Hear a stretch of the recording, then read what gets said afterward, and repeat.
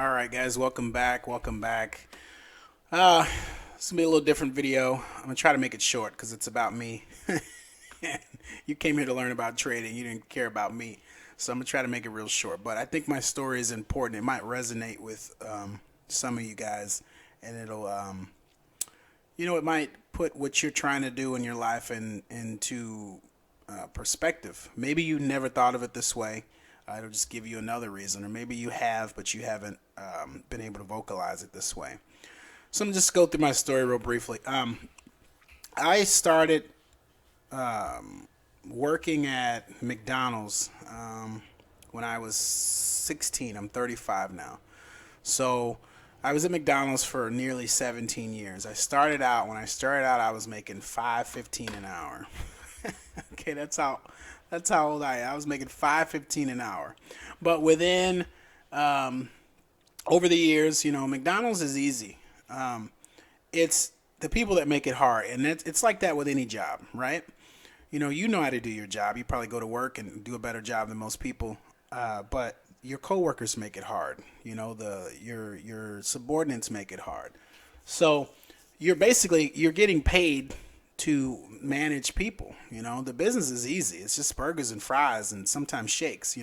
When the machine's working. So 5.15 an hour. My best year at McDonald's was the year right before I left, and that year I made a little bit over 92,000. Okay, I was a multi-unit supervisor, and which means I had multiple stores. I was above store level finally, and that's the job I always wanted. I always wanted to be a multi-unit because I could take my knowledge of McDonald's and I could just make store after store, great. And that's what I wanted to do. So I got into this role, and I excelled in it. I did very well. And this was probably my top income. Okay, my base salary that year was, I think, 70,000, and then I had a car allowance and a phone and laptop and gas, and then I got a bonus for my store. And this had potential to grow because I only had a few stores at this time. If I took on more stores and was able to replicate what I was doing, this would have grown. So, I probably could have maxed out at 120, for my role, and then the next role would have been director, which I was over, would have been over the whole company basically. But I didn't have those aspirations. This was the job I wanted. I was happy in it. So what happened? So this year, part of this compensation for me, it was $10,000 bonus included. Okay. I'm sorry, it was $15,000. I got 10 after. It was a 15K bonus for my store for performance. So my stores max the bonuses out because, homie don't play that shit. You're going to come to work and do a good job or you're not going to work for me. So after that, I got about 10K. And this was right at the start of the pandemic. So this was the 2019 year this bonus was from. So I got this bonus in early 2022. I want to say I got it in February or early 2020. I got it in February of 2020. Okay. So, everything shut down. And by this time, I had run into some trouble with multi-unit. I single-handedly, and I'm not bullshitting you, I single-handedly stopped this operator that I worked for. I single-handedly stopped them from going under because their stores were running so badly. Their cash flow was so bad before I got there that they could not sustain another 6 months of profitability that they had lost. Okay. Had I been 3 months later and arriving to the organization, they would have went under because they just didn't have the money. Okay. They were losing thousands of dollars to theft a month, just stupid stuff. So I single-handedly turned the organization around. Okay. They were hella grateful to me. But I started having issues with one of the owners, just not respecting my time. I ran her stores. I put in a lot of work. And, after you work 12-hour days and you're sitting on your couch trying to enjoy your evening or just unwind and your phone's just going off, boom, boom, boom, blah, blah, blah, and it's stuff that could have been an email. You know what I'm saying? It's stuff that's stupid. Like, update your menu boards and stuff. Like, girl, send that in an email. Send a 5-point email. I'll get to it in the morning. Quit blowing up my phone because she sends a message and everyone replies to a message. And you know how group text works. So it was just annoying. So I text her. I said, hey, I don't know if you know this, but I work 12 hours today. And when I'm sitting at home trying to relax, I really don't like my phone blowing up. And she went off. She's like, this is my business and I'll send messages whenever I want and da da da da da da da. Now, this ain't been the first time, that I've worked for someone that they've, tried to put me in line and tell me, hey, this is their business and they'll do what they want. Well, bitch, you weren't making money before I got here. Okay, so cut me some slack, show me some respect. I single-handedly turn your business around. I didn't say this to them, I didn't say you would be nothing without me, obviously, but it was understood. You know what I mean? I didn't have to say it. What's understood doesn't need to be explained. All right, you know the work I do. I know the work I put in. So I took offense to her telling me, she's like, and some owners, they text all times of night and they make their supervisors work this much a week and da da da da. So I sent her back another text message. I said, I didn't appreciate anything you just said. I said, you could have kept all of that you just said to me. I know my worth and I know the value that I bring, and you're out of line. Basically, that's what I said to my boss, right? And so that's when I knew that it needed to be a change, and I didn't waste any time. That night, I shit you not, that night, guys, it was about 7 o'clock at night. I had worked 7 to 7. That night, I sent that message. I Googled closest U-Haul, okay, because the part of the story I left out, I had moved from my house that I had bought a few years earlier in Missouri to Louisville, Kentucky, okay? That house, or that house I was renting out, and I was living in an apartment in Louisville, which, sucks when you've gone from a house that you totally control and it's just the way you want it to an apartment in this little, country town, and you don't know anybody and everything smells like horse shit. So I was, already struggling to live there. And, I was going to give it 2 years, put it on my resume and try to do a good job. But after a year, I was like, okay, I'm done. After that conversation, I Googled U-Hauls that night and I found one that was 2 miles away. It closed in 30 minutes. I got in my car. I drove there. I rented a U-Haul. I came back. I packed up all my shit. In 6 hours. I called my tenant here. I said, hey, I'm on my way back. Get your shit out of my room. Move into the spare room. I'm on my way back home. He's like, huh? What? I was like, yeah, I'll be there I'll be there in the morning. And I moved. I sent them an email in the morning and I said, I'm done. I'm out of here. Da da da da. So shocking, right? Shocking. I came back here in town and then I took a step down from the position that I was, and I went back to being a general manager where I just ran one restaurant. Okay. And, I went into that restaurant. It was a guy that I, had known from my time, moving up through the company. I had always seen him in meetings, and, I was doing big things. Every time I was at a meeting, my name was usually on the board. So I was getting some recognition, and, he took notice of me, and we were always friendly, but I never worked for him. So I came back and I worked for this guy. And nice guy, he owned over 15 stores, and had owned them for years. And his dad had owned some before him. So he was kind of, he was in the McDonald's lifestyle. He's a McDonald's millionaire, right? Tons of money. So I took this 10K that I had as a bonus. And I didn't really have, a ton of debt.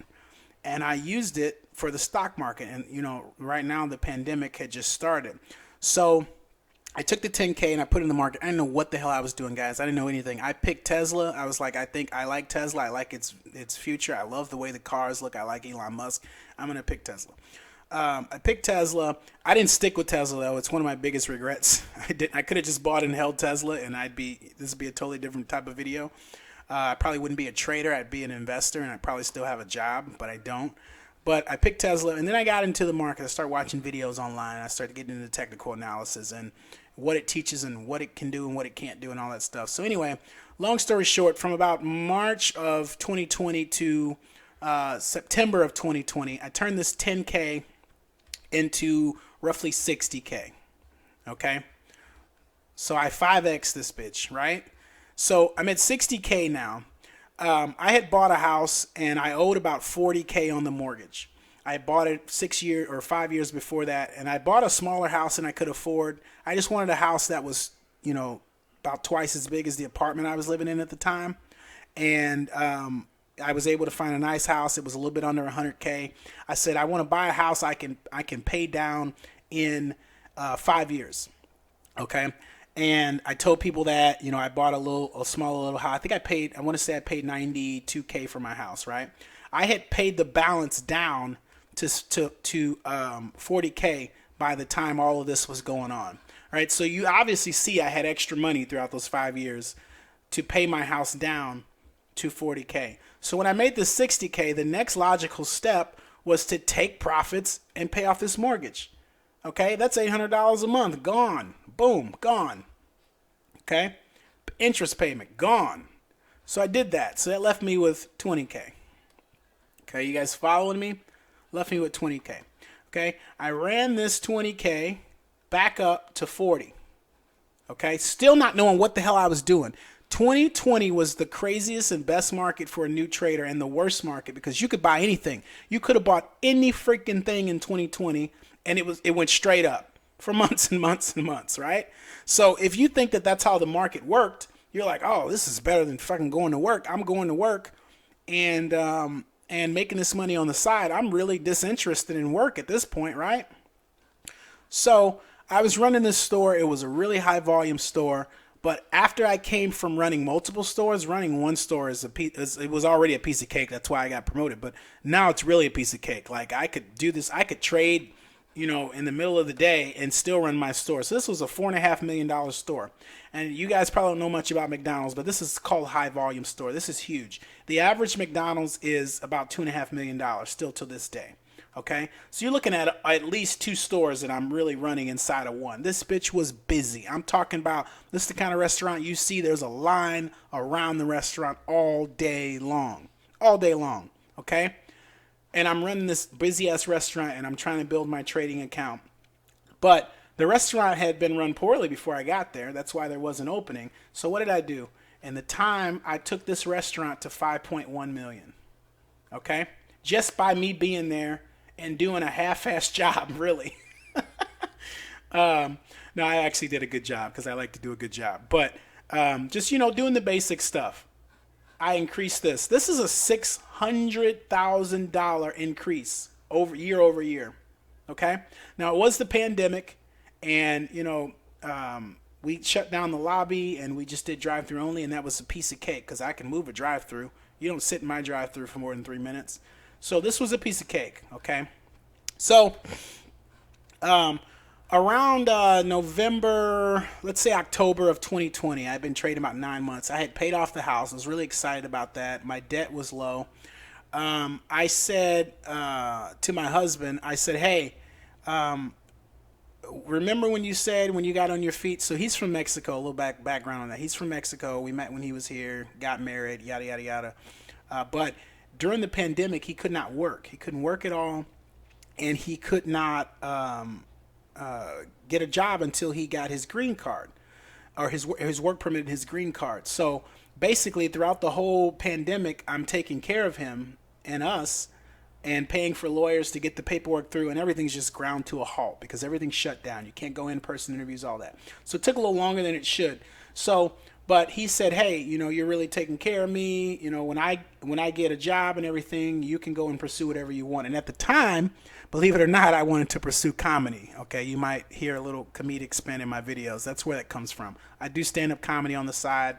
If I were doing anything, if I had to choose, it wouldn't be trading, it'd be comedy, okay? So, but trading, I love it too, but I love comedy more. So it was going to be comedy. So he got on his feet. Got his green card, got a work permit around July, finally pushed everything through. He got a job. And so by October, I have the biggest debt that I've ever had, the biggest monthly expense I've ever had. It's paid off. It's gone. Okay, that was my mortgage. So now I have that. I have about a $40,000 account. Okay, and I'm thinking to myself, I could do this. I could do this full time. So I did. I went to my boss and I went to the owner and I said, hey, I'm going to be leaving you guys at the end of the year. And he says, oh, I thought you were going to give us a little more time, a couple more years. And I said, no, I can't do that. I need to do this now. I need to, I need to work on this now. I'm in the best financial position I could possibly be in. I have no mortgage. My husband has, a decent job. and I think this is time to make a go at it. Okay, and I'm gonna stop this here. You guys are gonna have to listen to part two. Sorry, I know it was gonna be short, but I gotta give you all the details for you to know why I do this. So I'm gonna cut this right now, and I'm gonna post a part two. All right. Depending on how many views I get on this one. So if you don't like this, you're never gonna hear the end of the story. Okay. So you better like it, or I'm just like, they don't give a fuck about me, and I'm not gonna post the end of the story. But I have to. The end of the story is really cool, and I want to tell you how I got to here in this channel and what I do currently. Okay. So I'll see you guys in the next one. Peace.